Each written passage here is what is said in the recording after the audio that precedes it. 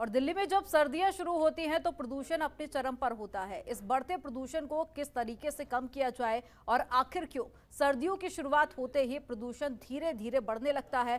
प्रदूषण को कम करने के लिए दिल्ली सरकार कई ठोस कदम उठाती है, लेकिन प्रदूषण नियंत्रित नहीं होता। आखिर क्यों, देखिए इस रिपोर्ट में।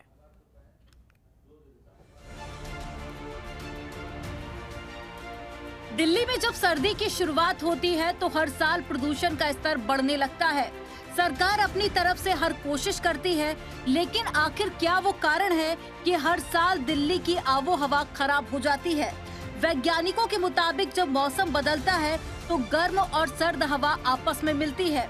उस समय स्ट्रॉन्ग हवा की परत तैयार होती है और आसमान में एक परत बनकर फैल जाती है, जिसके बाद सड़कों पर उड़ती धूल, मिट्टी, वाहनों और फैक्ट्रियों से निकलता धुआं भी धीरे धीरे उस स्ट्रॉन्ग हवा की परत को पार कर आसमान तक नहीं पहुंच पाता। फिर हमें धुंध सफेद कोहरे की चादर चारों तरफ आसमान में दिखाई देने लगती है, जिसे हम स्मॉग कहते हैं।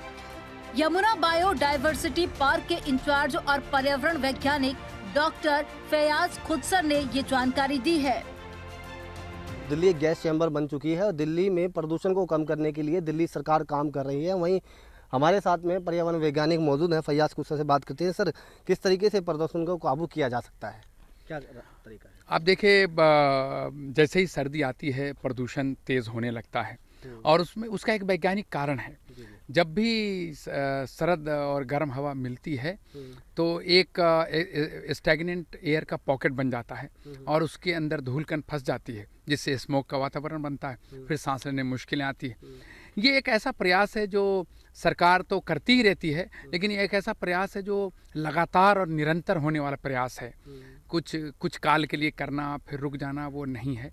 और जहाँ तक मुझे लगता है कि वेजिटेशन बहुत इम्पोर्टेंट रोल अदा करते हैं और वनस्पतियों के सहारे पार्टिकुलेट मैटर को रोक पाना बहुत संभव सा लगता है, क्योंकि जैसे जहाँ आप खड़े हैं यहाँ पर 3 स्टोरी फॉरेस्ट है, top canopy, middle story and ground vegetation. अगर धूल उड़ता भी है तो कुछ पेड़ के ऊपरी हिस्से पे, कुछ ऊपर से गिरा तो बीच वाले पे, कुछ नीचे गिरा तो नीचे घास है और ज़मीन खाली नहीं है, वहाँ पे अटक जाता है। फिर गाड़ी यूँ चलती रहती है, धूल उड़ता नहीं है और वो हमारे सांस के जरिए फेफड़ों तक नहीं जाता। डॉक्टर फैयाज खुदसर ने ये समाधान बताया है कि हमें अपने आसपास ज्यादातर पेड़ पौधे और सड़कों के किनारे हरियाली लगानी होगी। उन्होंने कहा कि जब सड़कों का निर्माण कार्य होता है, जैसे जल बोर्ड की पाइपलाइन बिछाई जाती है, वैसे ही सड़कों के किनारे 6 इंच की पानी की पाइपलाइन भी बिछाई जाए, जिससे समय समय पर पानी के फव्वारे से सड़क पर पानी का छिड़काव हो और धूल मिट्टी के कणों को हवा में मिलने से रोका जा सके।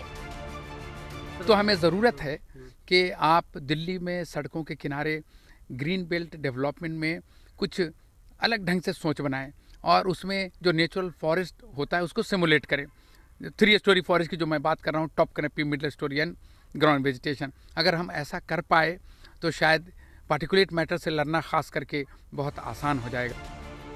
पर्यावरण वैज्ञानिक खुद यमुना बायोडायवर्सिटी पार्क में काफी लंबे समय से प्रदूषण को लेकर रिसर्च कर रहे हैं और उनके बताए तरीकों को कारगर माना जा रहा है।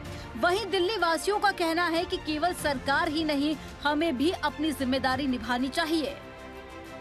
दिल्ली सरकार ने बहुत सारे काम किए हैं, लेकिन सिर्फ एक सरकार के काम करने से ना ये पोल्यूशन कम नहीं हो जाता, जब तक कि हम जो है अपने क्षेत्र में, अपने यहाँ पे लोगों को इसके बारे में जागरूक ना करें। कुछ जिम्मेदारी हमारी एक नागरिक होने के नाते भी होती है, वो जिम्मेदारियों को हमें निभाना चाहिए। फिलहाल जिस तरीके से वैज्ञानिक भी हरियाली को बढ़ावा देने की बात कह रहे हैं, ऐसे में दिल्ली और आसपास की सरकारों को हरियाली को लेकर अभियान चलाना चाहिए, जिससे दिल्ली के प्रदूषण को मात दी जा सके। जनतंत्र टीवी के लिए दिल्ली से नसीम अहमद की रिपोर्ट।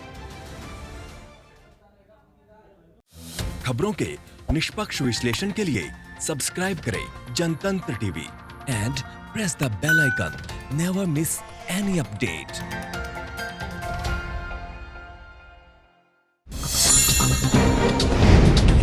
डाउनलोड कीजिए जनतंत्र टीवी ऐप को, जो कि अवेलेबल है गूगल प्ले और ऐप स्टोर पर। अधिक जानकारी के लिए अभी डाउनलोड करें।